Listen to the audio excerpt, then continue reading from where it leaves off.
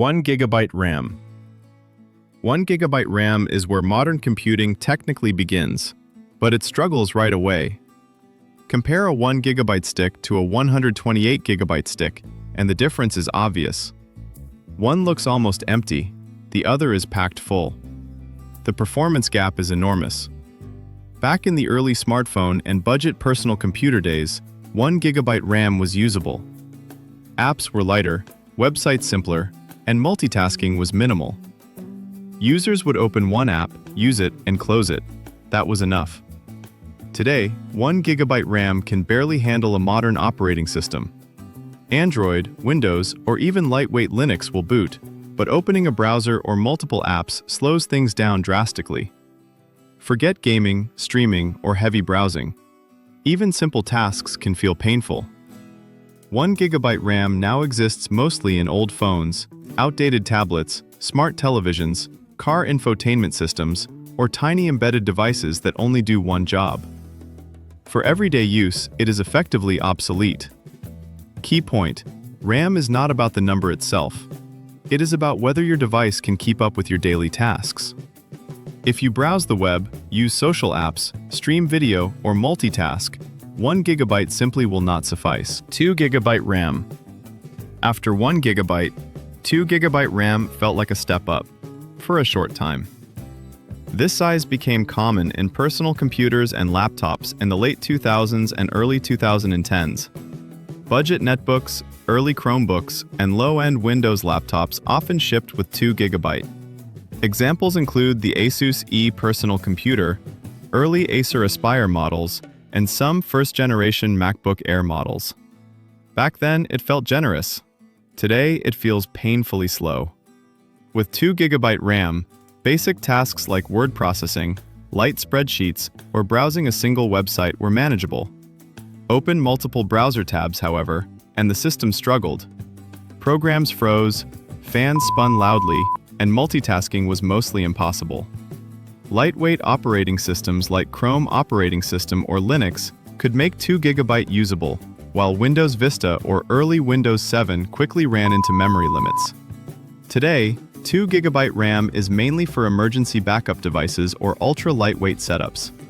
Running more than one modern browser tab is already pushing it. 4 gigabyte RAM. Between 2010 and 2015, 4 gigabyte RAM became standard for budget laptops and desktops. Machines like the Hewlett-Packard Pavilion, Dell Inspiron, early MacBook Air models, and mid-range ThinkPads often shipped with 4 gigabyte.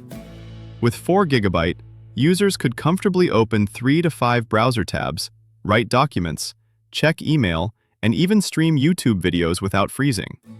Multitasking had limits. Running Photoshop alongside Spotify and multiple tabs could slow the system or crash it. But for most users, it was sufficient. During the Windows 7 and Windows 8 era, 4 gigabyte RAM was officially the minimum to feel modern. It suited students, office workers, and casual users checking emails or social media. Even today, 4 gigabyte is usable for very light tasks, Chromebooks, or ultra-basic Windows personal computers. But opening multiple modern apps will quickly reveal its limits. Summary: 4 gigabyte RAM is enough to get basic work done, but it is not ideal for multitasking or modern heavy apps. 8 gigabyte RAM. Around 2015, 8 gigabyte RAM became the standard for most new personal computers and laptops. Machines like the Dell XPS 13, MacBook Pro, and budget gaming rigs shipped with 8 gigabyte. Multitasking was no longer a problem. With 8 gigabyte, users could open 10 to 15 browser tabs, stream music or video, run office apps, and edit photos in Lightroom without slowdown. Light gaming was possible, and modern games ran on lower or medium settings. Video calls and streaming were smooth. This became the baseline for home offices, students who multitask, and beginner content creators. Of course, 8 gigabyte is not limitless. Heavy gaming or professional video editing can push it. But for most users, 8 gigabyte strikes a balance between speed, affordability, and reliability. 16 gigabyte RAM. By 2018, 16 gigabyte RAM became the sweet spot, And in 2026, it still is for most users who expect smooth performance. Mid-range gaming laptops, MacBook Pro models, and custom desktops started shipping with 16GB as standard. With 16GB, users can play modern games on high settings, edit 1080p video with multiple Photoshop layers open, keep Spotify running, and manage 20 or more browser tabs, all without stress. Even streaming while downloading games does not slow things down.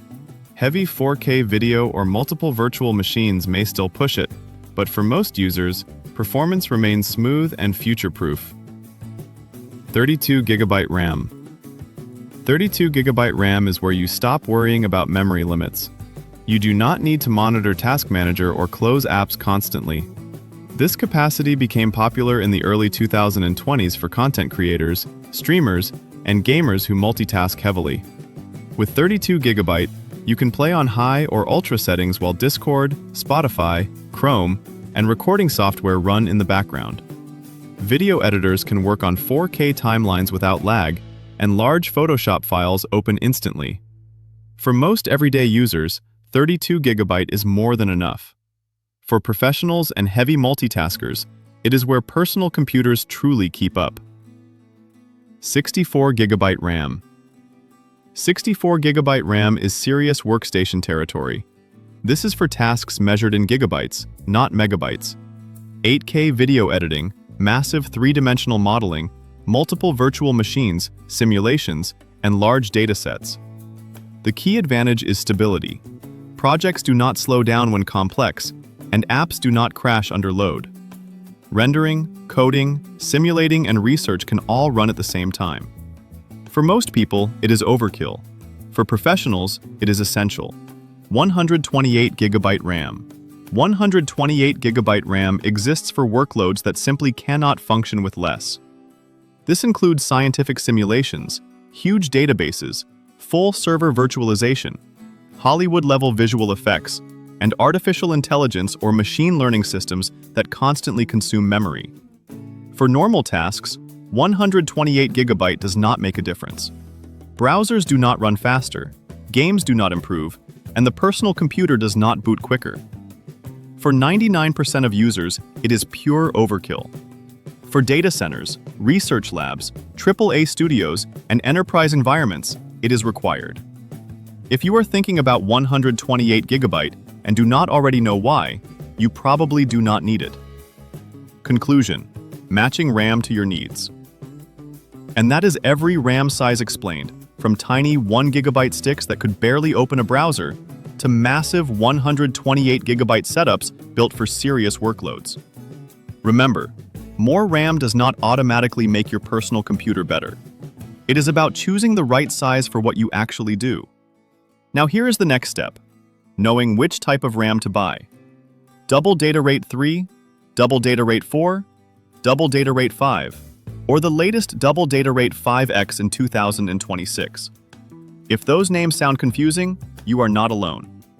Choosing the wrong double data rate generation can prevent your motherboard from recognizing the RAM. In the next video, we will explain every DDR RAM generation, including DDR5X, in simple terms, so you can buy the right RAM without mistakes. Click the video on screen now, and I will see you there.